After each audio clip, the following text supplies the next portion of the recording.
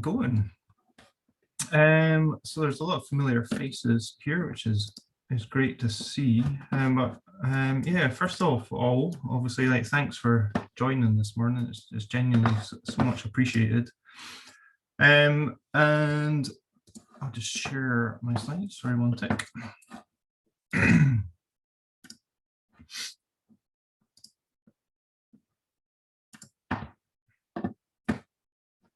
Smashing.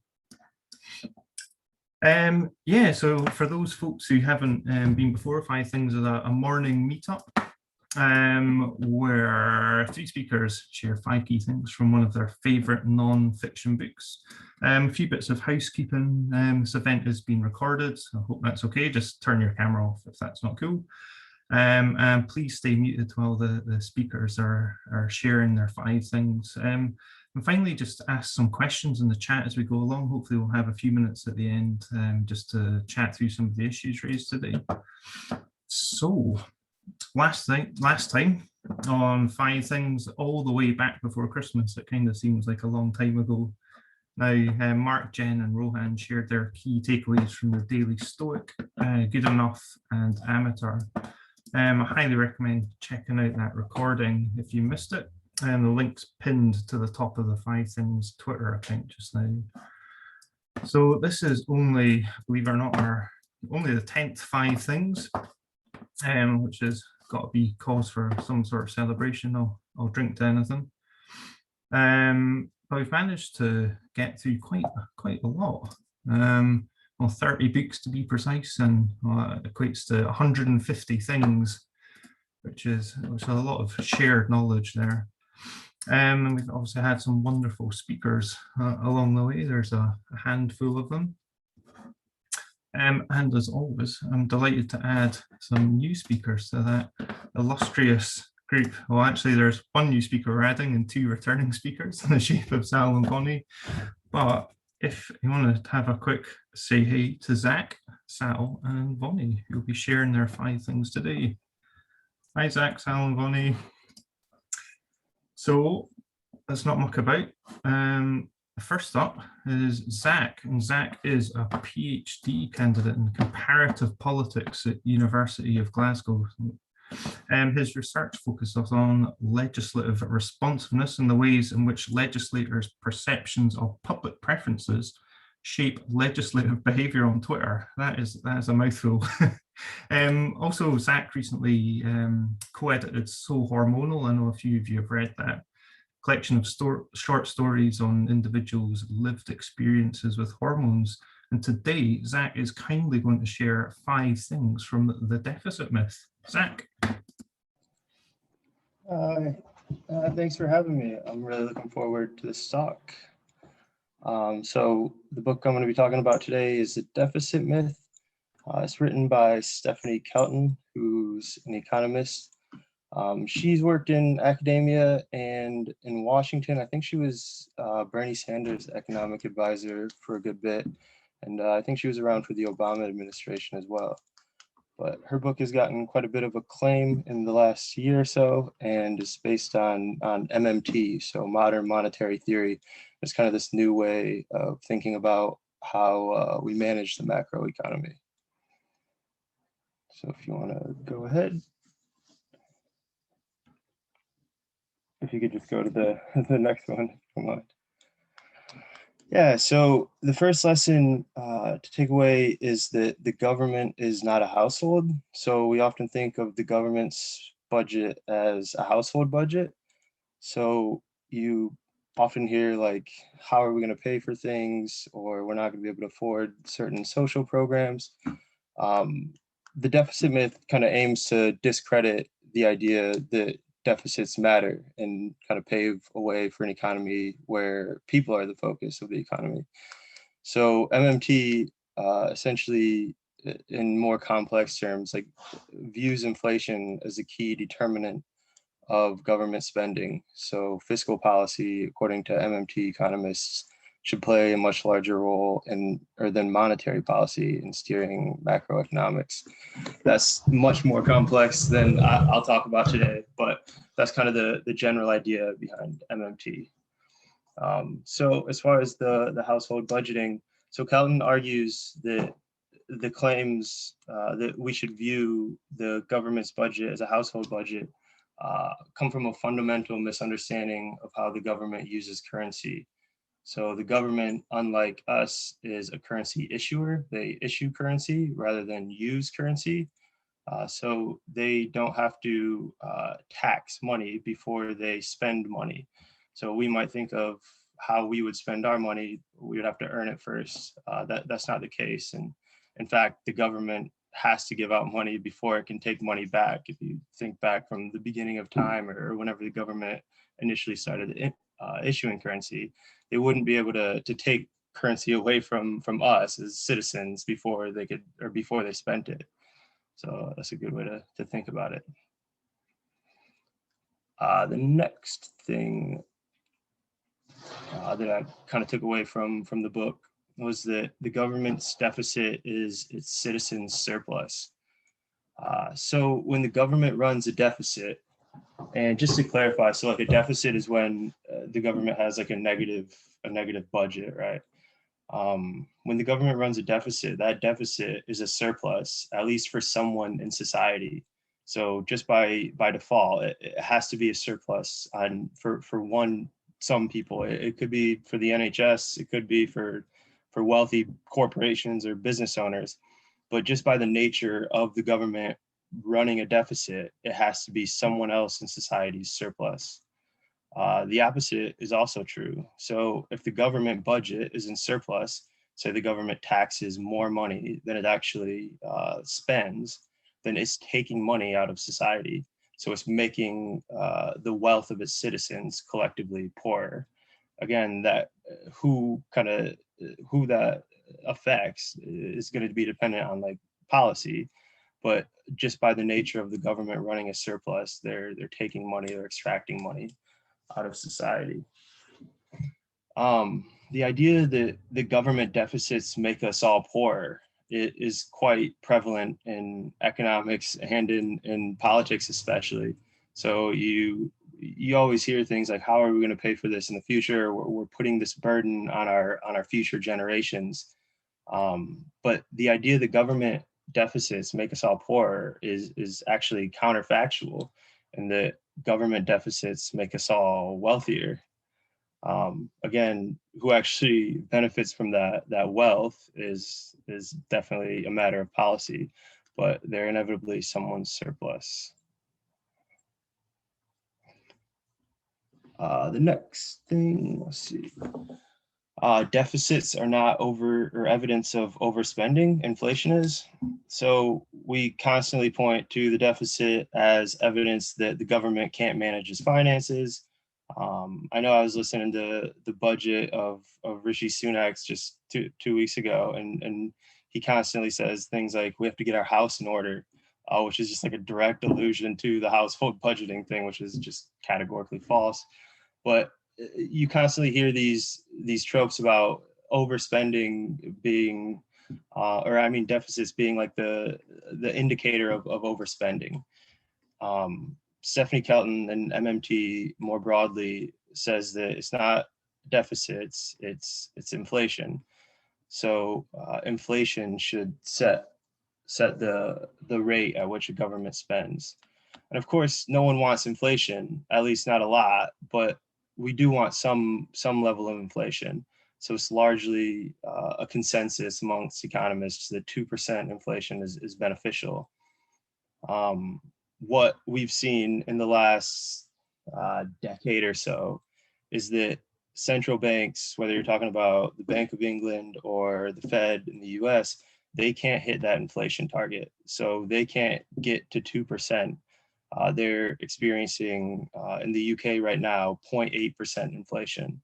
And that's following printing billions and billions of pounds, right, for the whole COVID-19 episode and trying to stimulate the economy. We're still at 0.8% inflation here. So that would, to an MMT economist, indicate that the government's not spending enough, not that they're overspending.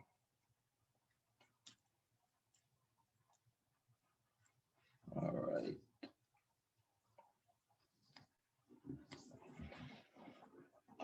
So Kelton argues that the best way to stabilize the business cycle is with a national jobs guarantee. So I really love this idea.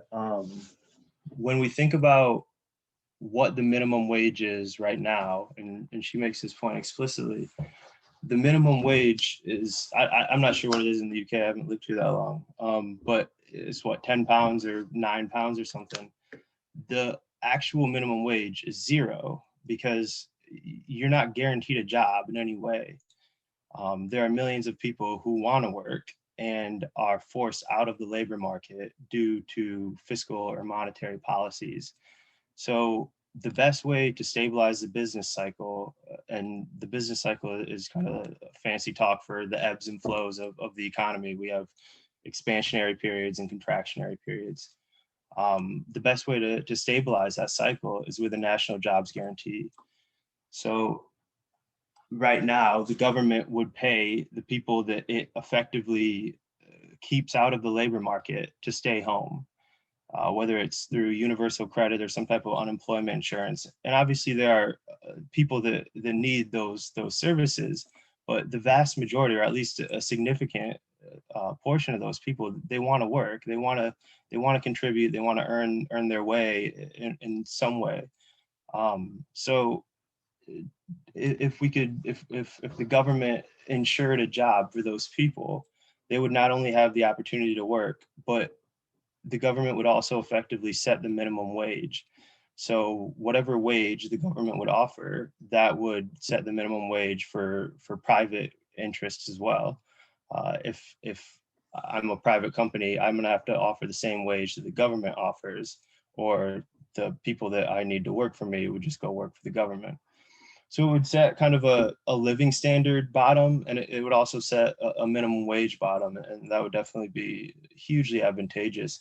There's also a big psychological benefit that I think it would have in society, and she doesn't talk about this much, but essentially you have like a lot of animosity for people that don't work, and a lot of times, most of the time, that's not their fault.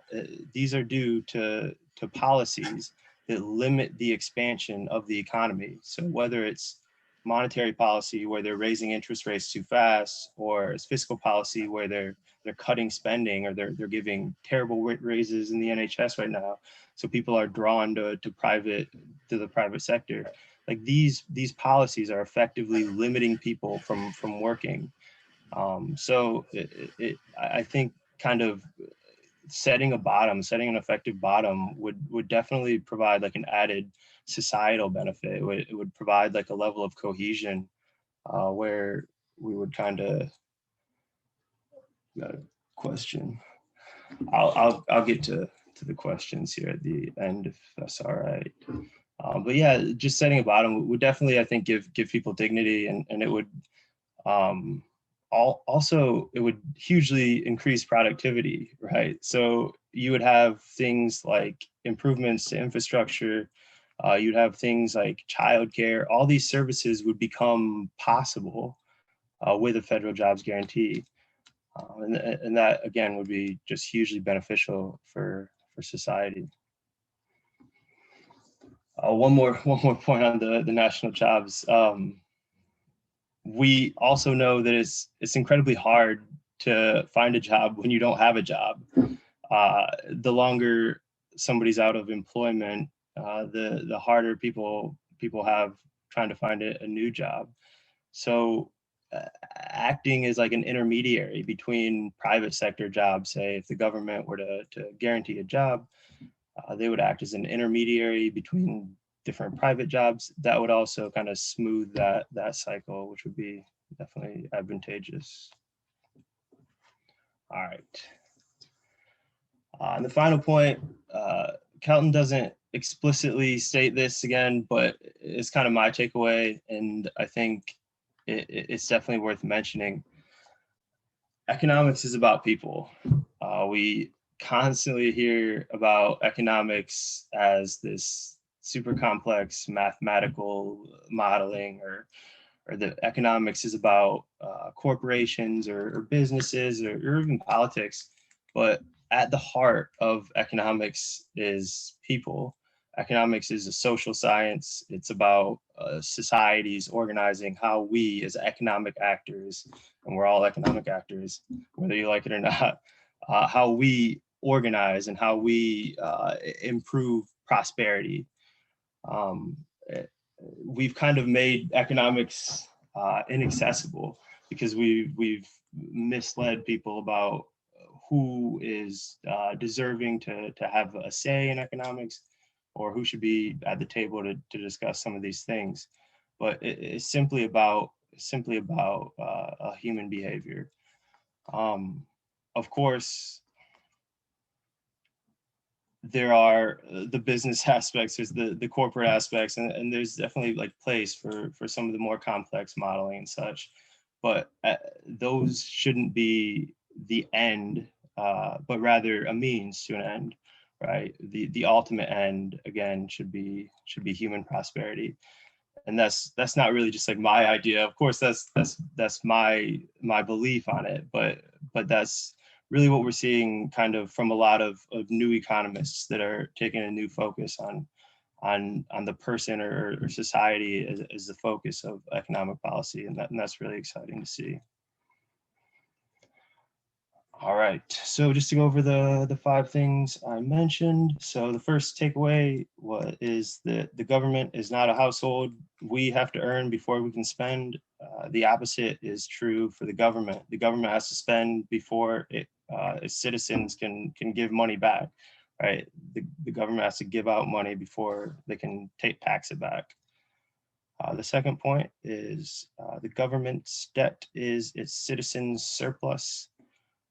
So when the government does spend or run a deficit, actually, it's somebody's benefit. It's somebody's surplus. So again, it could be anyone's surplus. It might not be yours or mine, but it's someone's simply by the nature of accounting. The third point is inflation is king. Oftentimes when you start talking about printing more money or making an argument to print money, you're going to hear, what about inflation? That would be, I think, right at the top of just about anyone's list.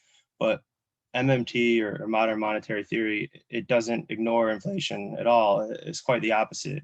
It argues or it positions inflation as the chief determinant of the amount of stimulus or fiscal stimulus that can be provided. The fourth point is we need a national job guarantee. That again sounds like a more radical policy, and I think is something that is hard to convince a lot of people, especially on the right, of that maybe people don't deserve jobs or I don't know other arguments, but it's not only advantageous for people who want a better society, it's advantageous for people who want a more productive economy. It's just not effective or productive to pay people who want to work to stay at home. So I think that if you could kind of make those arguments and kind of lay out some of the economic benefits, it's a much more convincing argument. And then finally, economics should work for everyone. Economics isn't about one segment of society. It's not about businesses or math. It's about people. It's about how we organize and the ways in which we produce things. So just keep that in mind going forward. And that's all I have. Thanks so much for that, Zach. That was awesome, man. Yeah, a subject I've got to admit I don't know much about, and I think, as you said before, if you're going to start to get into economic theory, this probably is quite a good book to pick up first. Yeah, definitely. It's a very it's an accessible book. You might find it a tiny bit challenging if you've never read anything about economics, but I don't think it would take more than maybe a couple of trips to Google to kind of figure it out. Awesome. Well, thanks so much for that. Thanks, Zach. Well, we'll quickly move on from one hefty topic to the next. And yeah, there's a ton of questions actually for Zach there. Hopefully we'll have time to cover some at the end, but if it looks like we're running out, please feel free to answer or converse in the chat about those things. But next up we have Sal. Hi, Sal. Hi. So Sal is Operations Director at Entry Level Boss. She's worked previously at Codebase and the Edinburgh Festival Fringe. She is an incessant reader and she claims her superpower. She can pick out a book for you to read based solely on knowing 2 books that you like. I really want to test that out sometime. Last fact about Sal is that she hates coriander. Okay, don't know why, but anyway, Sal today is going to share the lowdown on the conversation, how talking honestly about racism can transform individuals and organizations. Sal. Hi, everyone. Thanks very much. Yeah, so I am going to talk about this book, The Conversation. It is huge, but also has a massive bibliography, so it's not as scary when you get a chance to look into it. It's by a guy called Robert Livingston, who is a lecturer at Harvard, but he's also lived in the UK. I wanted to mention also that he's a Black author, because it was the first thing I looked up when I saw it was a book about anti-racism, because that's a controversial topic at the moment. Next slide, Andy. So yeah, the book is specifically about corporations and organizations, I would say. So it's how to talk honestly about racism and about how it can transform individuals and organizations. And I wanted at this point to say that I'm a little bit nervous giving this talk as a white woman. I feel like I'm still very much finding my place on the kind of like anti-racism map. And I'm worried about making mistakes and I'm worried about offending people and getting it wrong. But if I don't try, then I'm just the same as a whole load of other people that aren't speaking at the moment. So my plan is to keep trying, make mistakes, learn from them. And there's a really interesting Brené Brown quote where she says quite a lot on her podcast, which is, I'm here to get it right, not to be right. And so that's my journey. I'm trying to get it right. The book, as I mentioned already, is absolutely huge. I couldn't possibly cover it. If I reread it now, I'd probably pick another 5 things. So what I've done is picked out things that I found particularly useful. And I snuck an extra slide in just here, the next one, which is Robert Livingston has developed what he calls the press model, which is breaking the conversation, as he calls it, down into 3 places, which is problem awareness, root cause analysis, and a condition. And do I understand what the problem is and where it comes from? Empathy, do I care enough about the problem and the people it harms? And then strategy and sacrifice, so correction. How do I know how to correct the problem, and am I willing to do it? And I found that really useful. And the book itself is broken into those 3 sections with like 3 different points for you to have like a conversation, either with yourself or with your workmates or with other people, which is what I did. So then, actually starting the first one, I would say this is very much about, is very much a book for white people to work with and on other white people. It's basically, we are the problem, so we should also be the solution. The author is really optimistic that we can get better and we will continue to get better. It's full of so many evidence and stats because he's a lecturer. You know, it's so many references to different little things. But one of the things I took from it is there's strong evidence that white people take on conversations about race better from other white people, which is really sucky, I think, in my opinion. But it is actually a fact at the moment. And so until we reduce the bias that a lot of white people have, a lot of us all have, we can't get to that point. So it means that we can tangibly do something as white people. We can help in this. And this is one of the actions, is talking to other people. So that's the focus of it.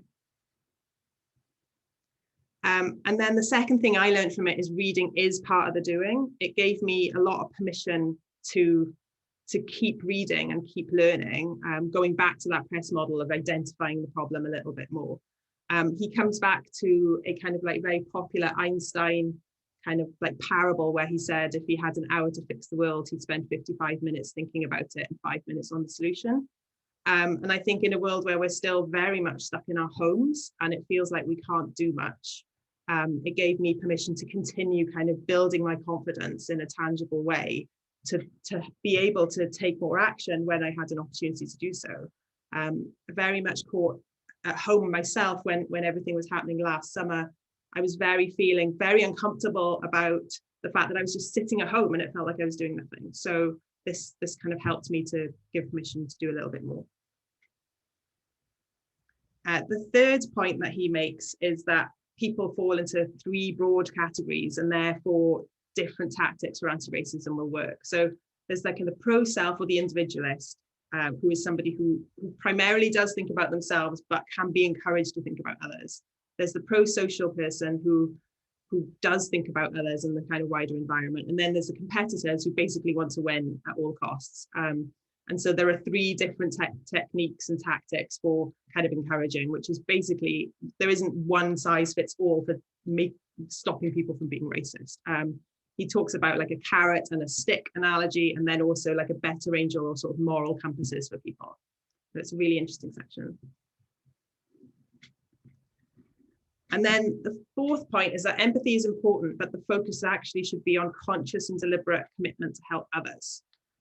This was really, really useful for me reading it. It was a bit of a light bulb moment when I was reading it, because I sometimes fall into like this well of despair about how awful everything is, and how it'll hardly ever change, and how awful white people are, and you know, what have I done, what have our race done, and everything. And I think that would be really good for me the next time I kind of fall into this pit of despair, is to remember that my focus isn't on understanding or having empathy. It's about being better. It's about helping other people. And I think that will help me kind of pull myself out a little bit, and redo my focus.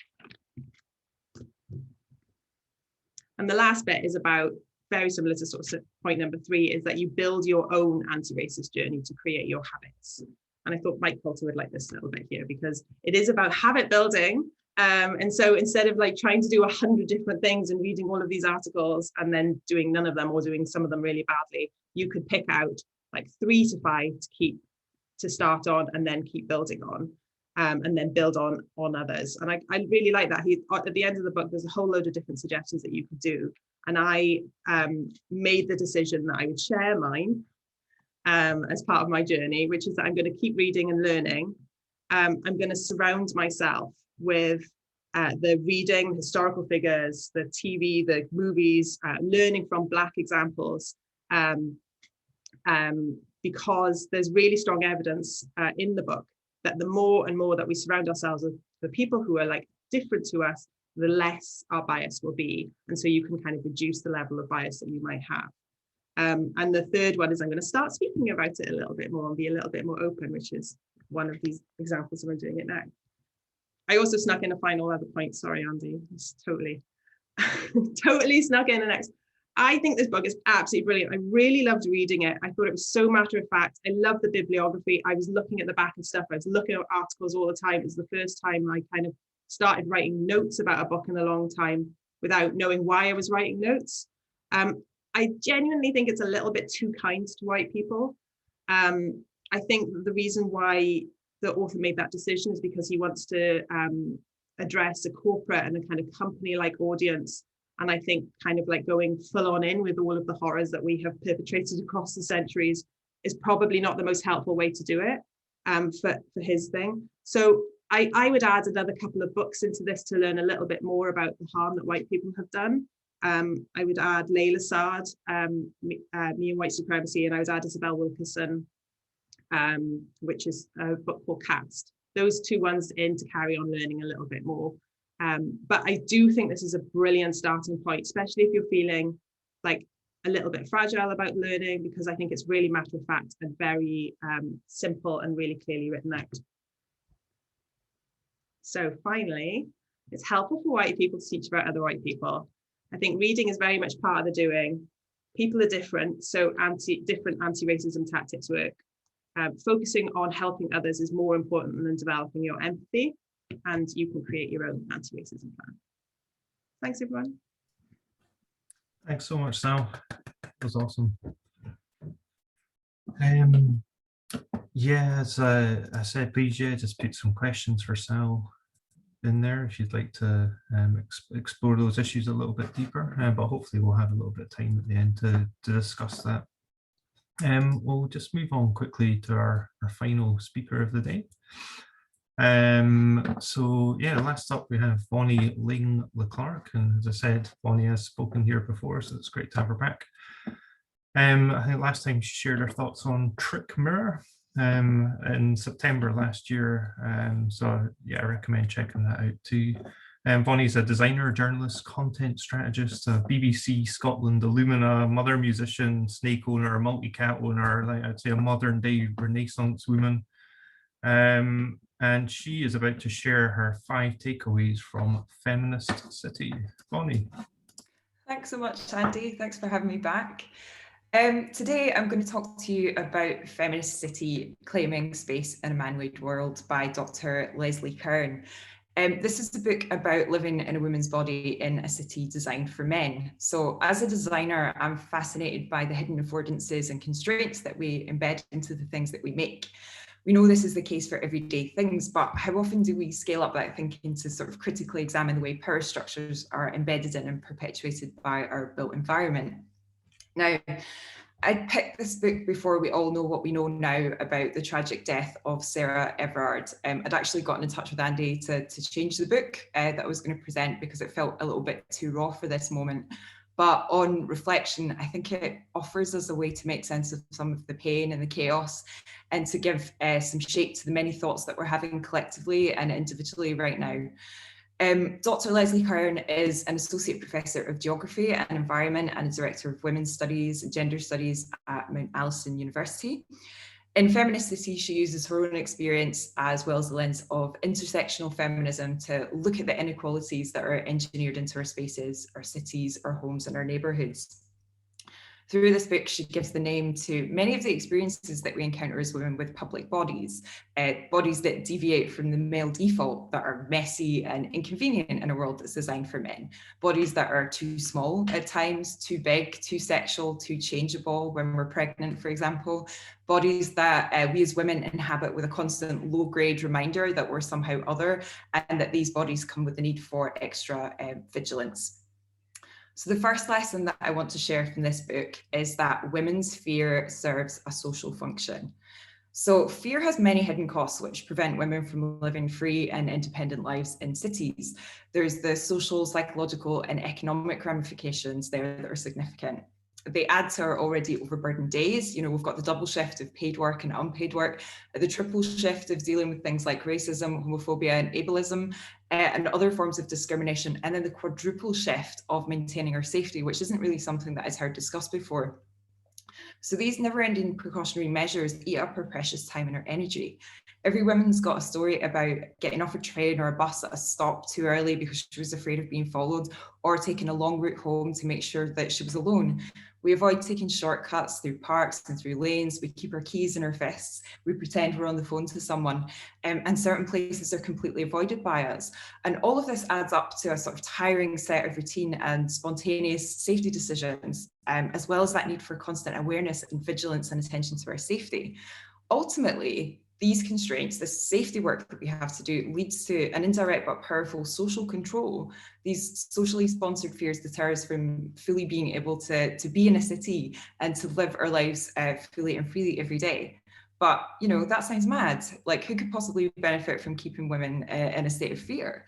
There's an economic cost, surely, that's antithetical to the desires of capitalist society. But society isn't ruled by economics alone. And in a society that confers the most benefits to heterosexual, cis, able-bodied men, their safety, freedom, and economic power is prioritized at the cost of everyone else's. So the second lesson that I took from this book is that we need to think more intersectionally about violence and the impact of anti-violence interventions, which isn't something I'd really considered much before. So not all women experience public spaces in the same way because of their intersecting characteristics. For example, if you were to think of a woman in a hijab who's attacked in the street, who has her headscarf pulled off, she can't separate out the misogyny from the racism and the xenophobia because those things are all entangled. When we're promised safety interventions like more CCTV or surveillance, we make things more dangerous for the likes of sex workers who not only face arrest and violence from the police because of increased visibility, they're also forced to work in less safe environments with greater risk from men. Women who don't have formal immigration status, for example, or who don't speak the local language might be hesitant to use services or spaces that are designed to keep women safe because more visibility has a cost to them as well. So when we attempt to make cities safer for women, which often means white women as a default, we can inadvertently end up making them less safe for other marginalised groups. What Leslie Karn talks about here is taking a feminist sort of lens to grapple with some of these power dynamics. When you ask sort of women's questions about spaces, you're asking about way more than gender. You've got to wonder if your desire for safety will result in increased policing of people of colour. You've got to wonder how your increased need for buggy access can be reconciled with the needs of disabled or elderly people. You've got to think about how your claim for urban space can perpetuate, say, colonial practices, for example. So yeah, the real lesson here is that you need to take an intersectional approach and have some level of self-reflection. And when you do think like that, you can extend the benefits of that thinking to many. The third lesson that I took from this book is that social and spatial inclusion are built into our cities. Now, this one's kind of difficult to wrap your head around at first. When you say toxic masculinity is built into the fabric of our cities, that skyscrapers or giant phallic representations of like male domination almost sounds ridiculous until you dig a little deeper. So patterns of gender-based discrimination are set in stone in our built environment. Like, to imagine the city as the sort of like neutral space that is like decoupled from all the biases that people have just overlooks the fact that people build them. Society's historical and ongoing ideas about proper gender roles are there in the glass and the concrete. Ask any woman who's got to navigate her way through a busy city street with a pram, or find access to a clean public toilet when she's pregnant, or a woman who wants to jog alone at night. We intuitively get the message from the spaces that they're not designed with us in mind. So think too of public spaces that are designed for young people. Like when you think about things that are imagined and implemented, we result in things like skate parks or football pitches. They're places that are designed with boys in mind, where girls often struggle to find acceptance. The needs of girls are so often ignored in these sort of planning and design decisions. And when you actually ask them what they want, they ask for things like covered areas to shield them from the weather and from being observed, because they're publicly on display all the time. They ask for places to sit face to face where they can talk and have a sense of intimacy.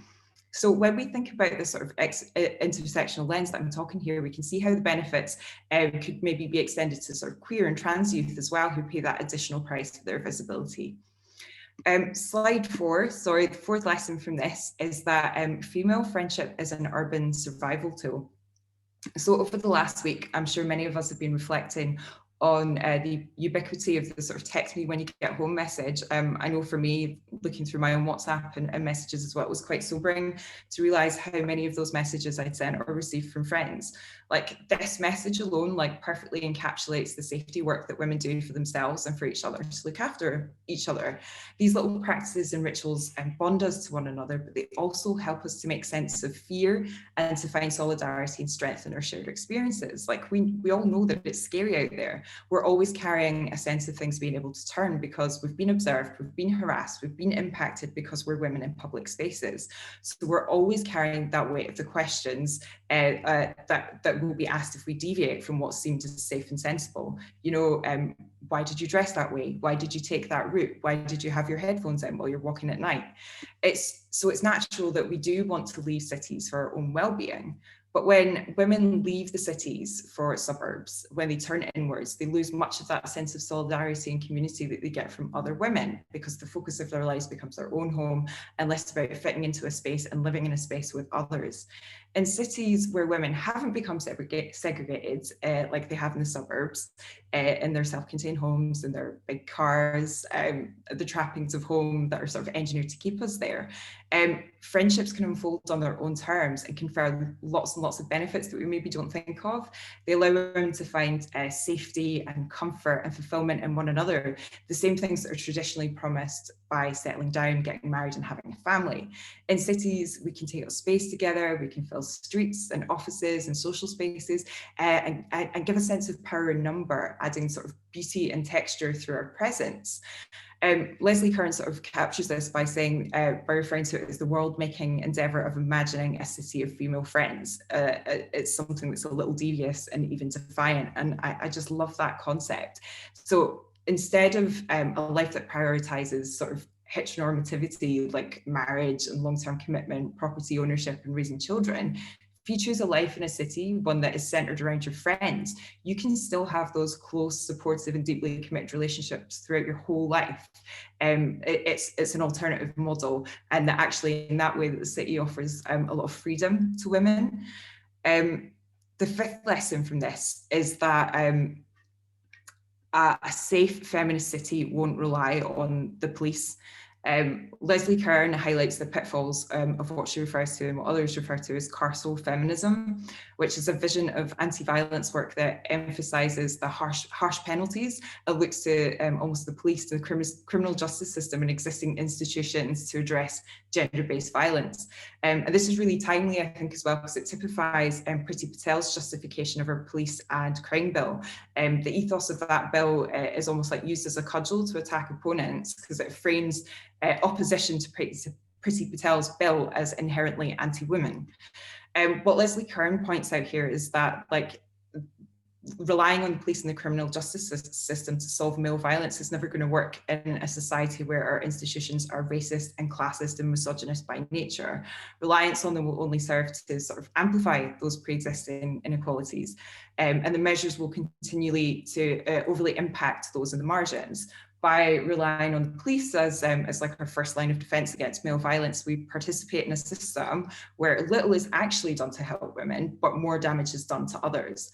Like, women's safety is almost used as like a convenient justification for policies and practices that actually do more harm to those people on the margins, which underlines the importance of my earlier point, is that to get to the root cause of the issue here, we've got to think about those who are disproportionately harmed, and that intersectional lens offers us a really good way to do that. So in conclusion, Feminist City, through these 5 things and more, Leslie Karn maps out an alternative vision of a city that works for all of us, not just by women. By thinking of us, you can extend the benefits to many. While the city is a constant battleground for gendered conflict, it might also be our best hope for forming sort of new social relations based on compassion, on justice and friendship. And when it does come to those sort of patriarchally sort of imposed costs, it offers us a chance for freedom and to fixate what's expected of us through work, through play, through lives that don't neatly follow the whole recipe for marriage, children and domesticity. So in this book, she not only maps out the ways that the city curtails our freedom, she also offers a tangible alternative. And she dares us to believe in a possibility that a feminist city can happen, that it's not some sort of utopia. We just need to scale up the things that the women and other groups are doing already by understanding the needs of the most vulnerable, and we'll start to believe women as a standard. We'll start to see patterns and relationships between private and public spheres of women's lives, and we'll be able to start to dismantle rape culture. Fear won't shape all of our actions and control how we exist in the world. She sums it up by saying, in a safe feminist city, women won't have to be courageous just to step outside the front door. Our energies won't be wasted on 1,000,001 safety precautions. In a city like this, women can be their full selves and the world will see the full extent of what we have to offer. So it's a really, really fantastic book. And if we flip to the next slides, you can take down this URL, because Versal are offering this book free right now to everyone who wants to read it. These are just 5 of the lessons that I pulled out of it. I read it with my book group and we were all absolutely stunned. If you read things like Invisible Women, this sort of really deepens that thought. And it's something that I know I'll come back to again and again. So if you want to get a hold of this right now, that short link will take you to Versal, where you can download this for free. So yeah, really, really excellent book, and I recommend that everybody reads that. Wow, thanks so much, Bonnie. That was, yeah, sorry, my brain's packed in. I've taken in so much information this morning on 3 really diverse but ultimately connected issues. A quick round of applause for all our speakers today. That was like so awesome, and luckily enough as well, we've got a bit of time to ask some questions as well. As usual, I've got a billion questions. I could probably spend like another hour, well, more than that, all day discussing some of these things, but unfortunately we've only got 13 minutes. So I'm just going to whiz back in the timeline then to some of the first questions asked. I actually recommend just checking out the chat as well. There's some really interesting questions and conversation in there. But I think like right at the start, and I'm going back to you, Zach,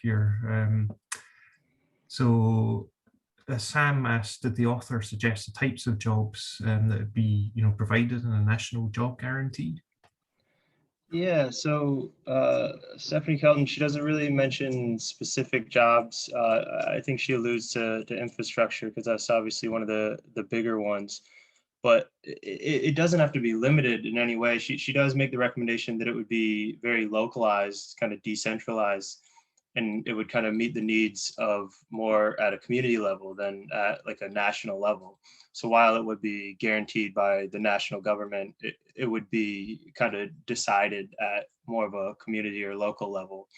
And at least in my head, what I would think is the opportunities would be jobs like carers, whether it's childcare or elderly care. That would be a huge one. And if we could connect people in that way, I mean, how many people take care of, say, their children already and could also take care of additional children while getting paid? I mean, that shouldn't necessarily be unpaid work, and that would be a huge stimulant to the economy. But she doesn't really mention, specific jobs. Infrastructure to me is probably the biggest one, but there are definitely so many opportunities there. She does actually say it doesn't really matter what the job is. What's important is that the people firstly are in some way getting the satisfaction of working, but also that they're being paid. So they're able to meet the standards of living or have like a decent standard of living. So that's probably the most important, because currently we're paying so many of those people to stay at home and do nothing, right? And they don't want that, right? They want to work. So I guess any job would be great. I could move on and just do the other questions if you don't mind. Well, there's one a little bit further down, which I thought was, well, actually, there's three in a row, which I think are really interesting. But one from Nathan, the large national infrastructure programs, fill a similar role. Yeah, I guess kind of the end would be similar. However, kind of the means to that end, the including everyone and kind of setting an effective bottom for society. I think that's kind of the logic behind having a national jobs guarantee. And I mean, setting that minimum wage effectively is probably the most advantageous. Of course, a national infrastructure program is going to provide the same infrastructure, right? But expanding that to everyone would provide a bigger societal benefit. And then kind of on the inflation questions. So like this is probably the most salient question when you start talking about printing lots of money. MMT positions, modern monetary theory positions inflation as the king.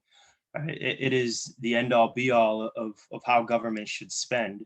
We aim for 2% inflation, but we've had less than that in both the US and the UK.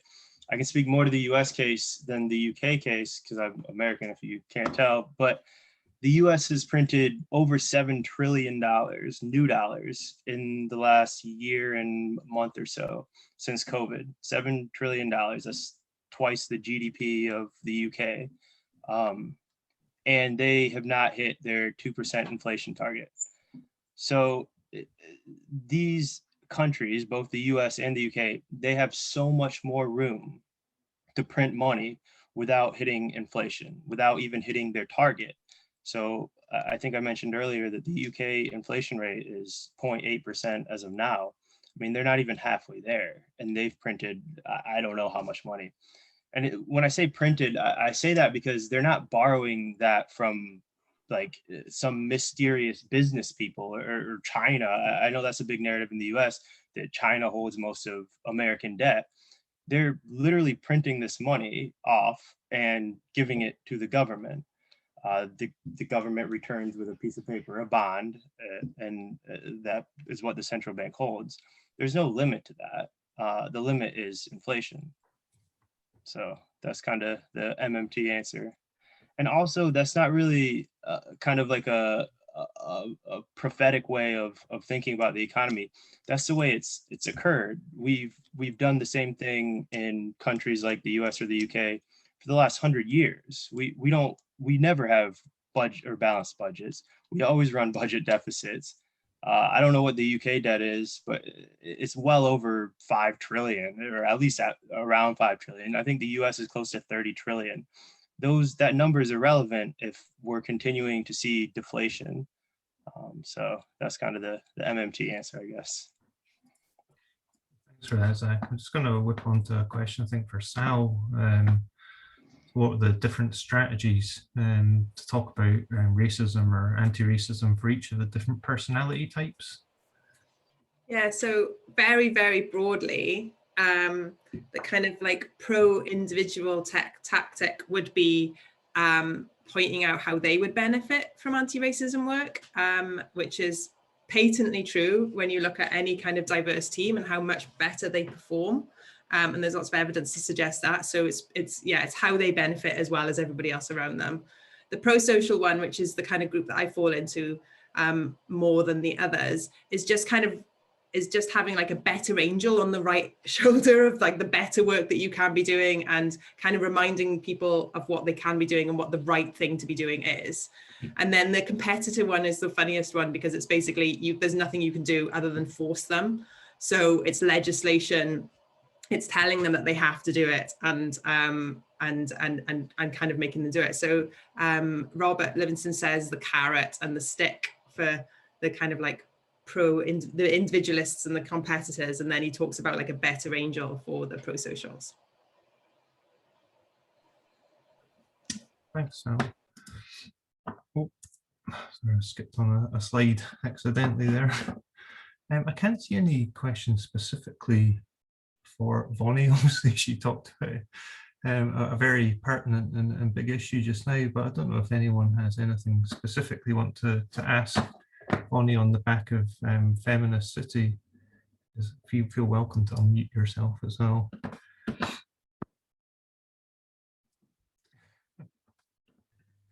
That is scary, isn't it? So just a bit information overload for everyone, I think, maybe from that one.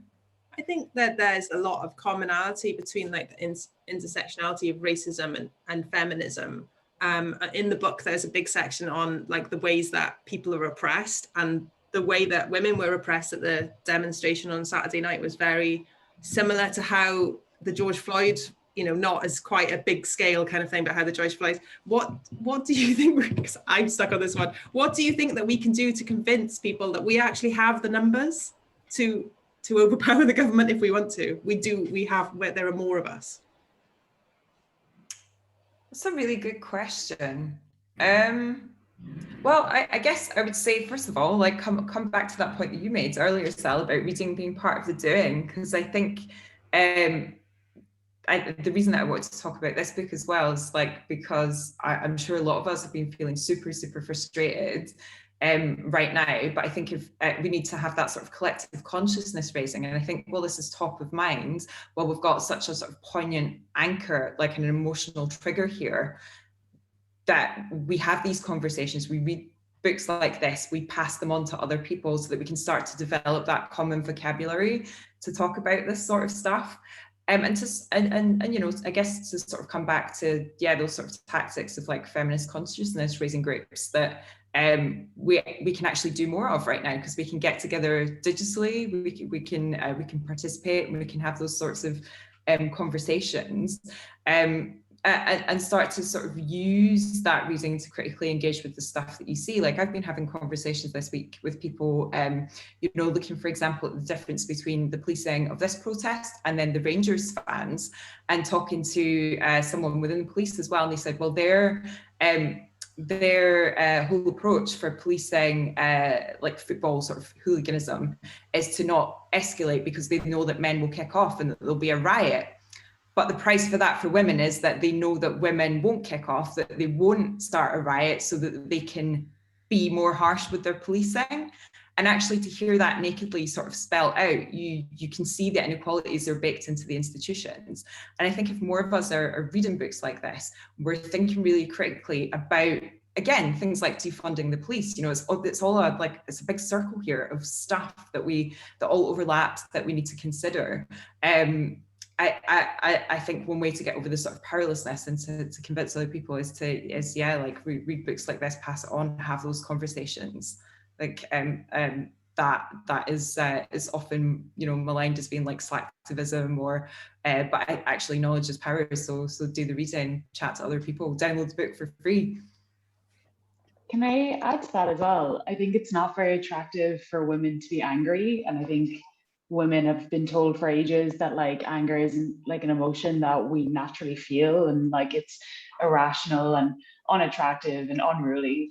And I think that's all been just placed on us so that we can't get angry. And like I want to be as feared as those hooligans, because I feel like as angry, if not more angry, than them losing their soccer game or whatever it was, Joe. So like I know it's probably not the healthiest reaction, but like I mean, it's gotten to a certain point now where like I kind of don't really know what other reaction to have. And like I feel like I have to embody that anger. And like I put in the chat, like there's things like withholding taxes. I don't think that if that's something that we can actually do, but like protesting and stuff, like I think I've definitely done the reading and stuff like that, but actually this anger like isn't going to come out through a book. Like I think it has to like be put through something else. Yeah.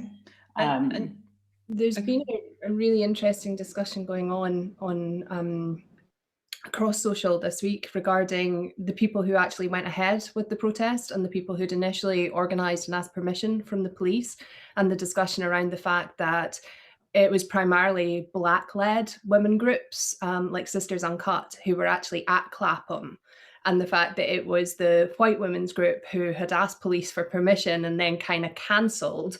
And they have been very silent since on what they're actually going to do with the £500,000 that was raised after it was cancelled, and whether that will be used to help those who are now facing legal difficulties from actually being there. So there seems to have been a disconnect between those two approaches just within that one protest, in terms of who wants to be nice and go about it within the rules and who was willing to kind of make a noise and be angry, and whether there is a right or wrong approach to it. I don't know what everyone thinks about that, but it's been a really interesting debate to watch, because I think for a long time, as you say, Vonnie, it's just been assumed that women will take the passive approach and kind of ask permission to be angry, I guess.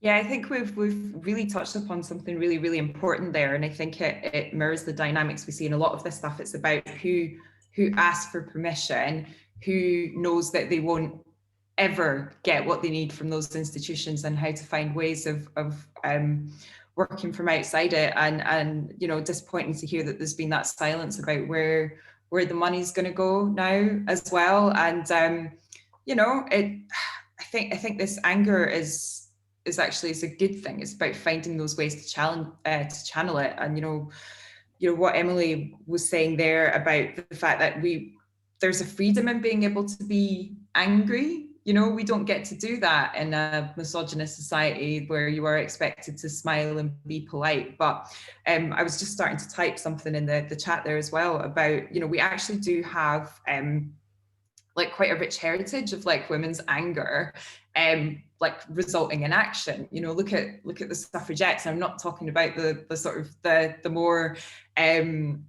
well-known ones. If we look at people like Kitty Marion, and I'm not saying that this is you know, that these are tactics that we should do, but there were women who were arsonists and setting fire to things because they were so like unbelievably angry.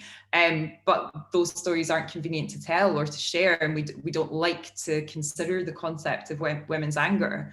But I think right now we're all feeling this. Like I know that I shared like a lot of phone calls and messages with friends the other night, watching the scenes of the protests unfolding at Clapham, and it just was like a white hot incandescent rage, the fact that you feel like we need to do something. And I think if a lot of us are starting to feel that, and a lot of us are connecting and sharing this, then I think we will start to see some change. I just hope that we don't, you know, move on to the next crisis and forget about this. I think this is a potential moment for us all to learn to make things better. Oh, This is awkward. I'm going to be the middle-aged white guy who comes in and stops a conversation about feminism. But unfortunately, They'll have to go to work. Our time has come to an end. It's really frustrating. I wish we had more time. We should have like an evening session just to continue discussions.